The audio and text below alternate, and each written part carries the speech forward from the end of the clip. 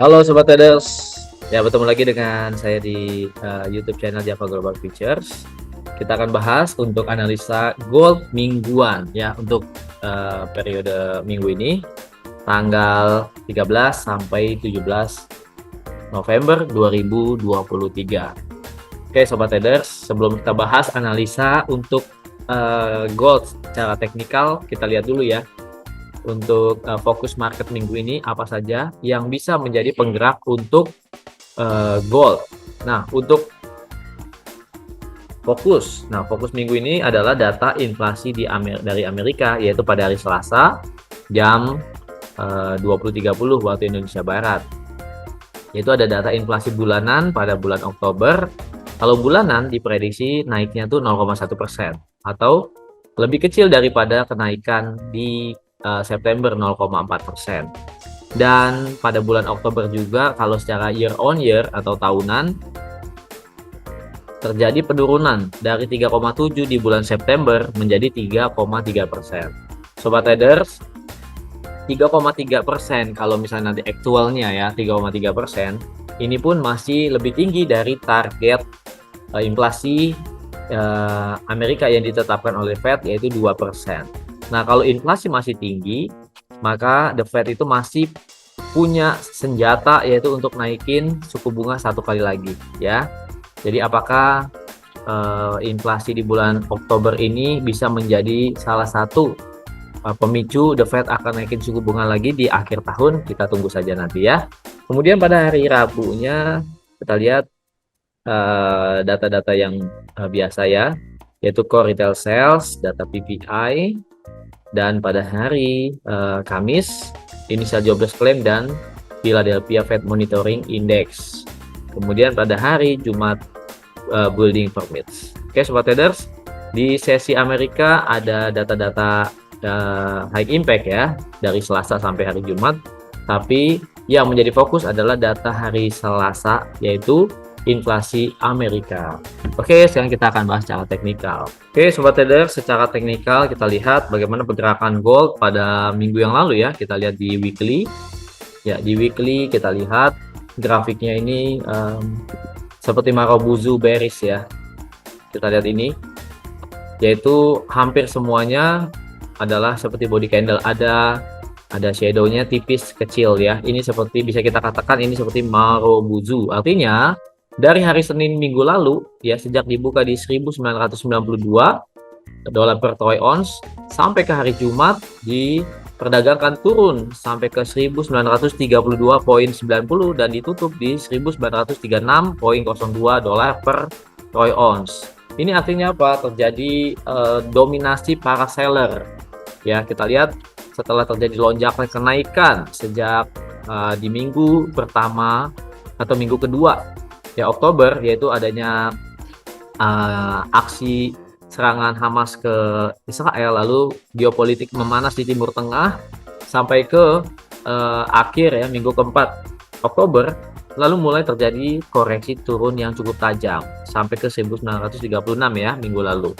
Nah, kalau kita lihat dengan kuatnya candle bearish seperti ini, maka kita bisa menyimpulkan bahwa ada dominasi atau ada posisi seller yang cukup banyak ya dari atas ini.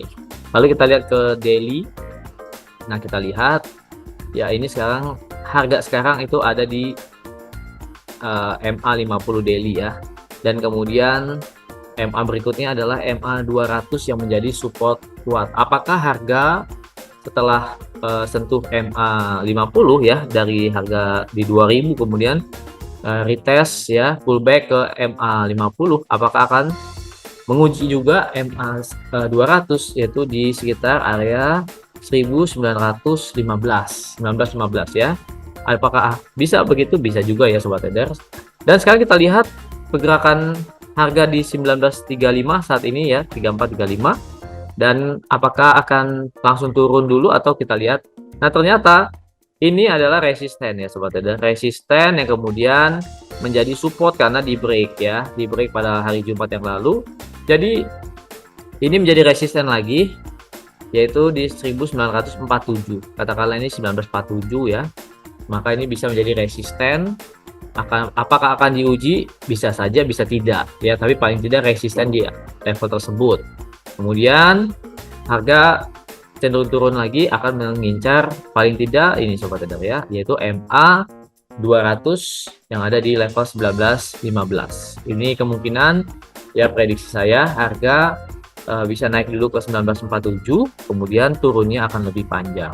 Ini artinya kalau kita punya strategi trading 1947 kita open ya, jadi ini saya limit di 1947, nanti pasang SL-nya misalnya di 100 pip misalnya 1957 ya, dan targetnya akan lebih besar, jadi bisa 1/3 risk reward-nya.